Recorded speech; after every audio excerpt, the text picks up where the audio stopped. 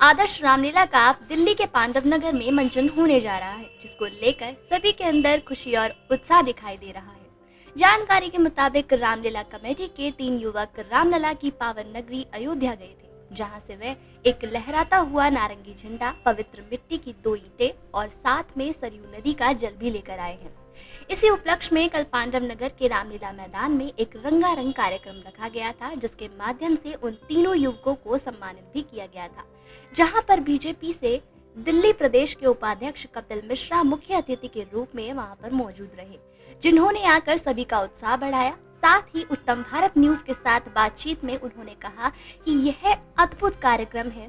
राम जन्मभूमि से इस प्रकार की यात्रा करना, दृढ़ संकल्प लेना और इस यज्ञ को पूरा करना, ये भगवान बजरंगबली की कृपा है, उन्हीं का चमत्कार है, जिन्होंने ये शक्ति और उत्साह दिया कि उस पावन भूमि अयोध्या से पवित्र झंडा लेकर आए। ये दैवीय कार्य है। इसी के साथ उन्होंने कहा कि मैं अपने आप को सौभाग्यशाली मानता हूं कि मुझे इस कार्यक्रम का हिस्सा बनाया गया।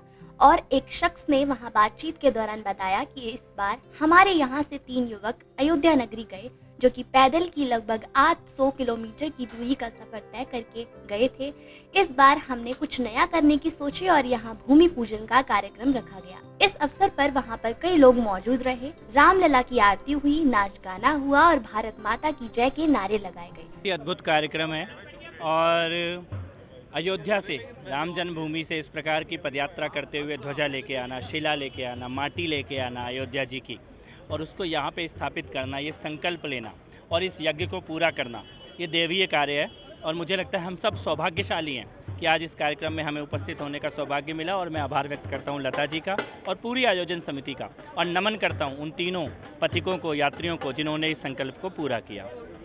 सबसे पहले तो क्यों हमारा भारत अखंड रहे, सब मिलजुल के रहे और हमारा धर्म बढ़े, सबसे मेन बात तो ये थी। उसके उपरांत हमारी आदर्श रामलला कमेटी पिछले 52 वर्षों से रामलला करती आ रही है। इस वर्ष हमारे छोटा भाई वैभव प्रधान बना है।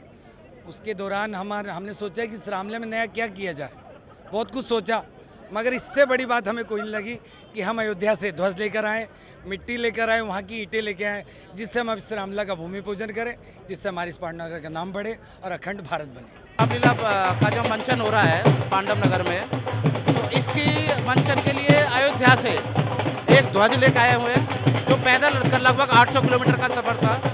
और सरयू नदी का, अपनी पवित्र नदी का जल है, वहाँ की पावन मिट्टी है और 2 ईंटें हैं, जो कि इस बार हमने कुछ नया करने की सोची, जो एक उत्सव के रूप में बने, इसलिए हमने ये कार्य किया है। और रामलीला मंचन पर इसका उपयोग किया जाएगा। और इसी में, उसी उपलक्ष्य में आज राम जन्मभूमि जन्मभूमि का भूमि पूजन था, तो इसी उपलक्ष्य में था।